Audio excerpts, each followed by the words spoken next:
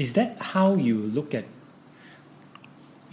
kind of a way to either measure or conceptualize impact in the investigations? Like, so in some cases, you were able to help the victims themselves get lighter sentences, perhaps, right?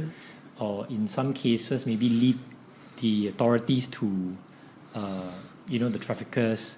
So, but, you would only be able to identify some of these effect or impact when you do the investigation, isn't it? So then in my mind, it's like I have this question. So how do you decide when you start? How do you decide, okay, what's the angle here? And how long do we do this? Yeah. Right? Like how do you guys decide on things like this? Yeah, and it's something that we've grappled with a lot as well, because, especially as we enter the social impact scene, where there's always a lot of conversation about success metrics, right? Like, let's talk about M&E, monitoring and evaluation, and what are your metrics?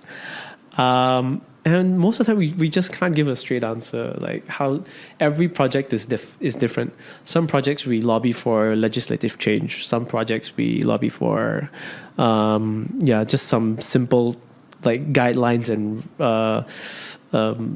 like, for example, on like the student trafficking issue. And in some cases, we are working with police officers behind the scene to pass on information that could help a drug mule in Hong Kong get a lighter sentence to prove that he or she was innocent. So it's always different. And it usually takes a lot of brainstorming, a lot of meetings, a lot of doing the investigation first, and then eventually realizing this is the thing that needs to this is the metric that we need to focus on. This is the one small, so for me, I call it the one small step, right?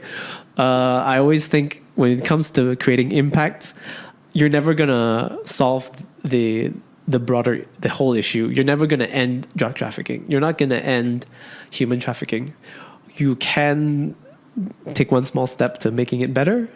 And hopefully these small steps add up, by a lot of different people working on tackling the issue from a lot of different angles, that it adds up to eventually putting an end to some of these injustices. So we always look for that one small step, and it takes a lot of brainstorming to get to that one thing that we know strategically is realistic, it's achievable, it's measurable in some way. I think if you're in social impact, you'll know like SMART goals, right? Well, is it specific, measurable, achievable? What's the R? And T is time bound, right? Time bound. Yeah. So I think it's never easy. There's no calculation to it. It's a bit organic.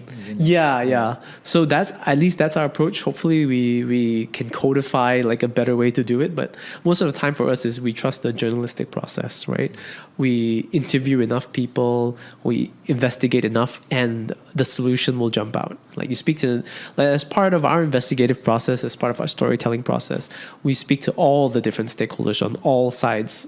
Everybody's story, should be represented. So whether you're civil society, whether you're law enforcement, whether you're the victim, in some cases understanding even the perpetrator's mindset, when you have all this information, that allows you to come up with an effective solution. So organically through the process, sometimes we're like, yes, that's the one small step we can take. So we'll advocate for that.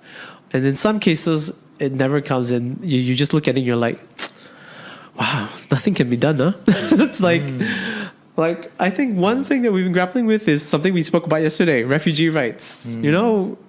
It's just such a conundrum. It's scary how something like that can be just so mired in it's just like there's no way forward in sometimes. But so we keep working on it, but we still keep trying, and hopefully it all adds up someday. This episode of the podcast is brought to you by Giving Hub.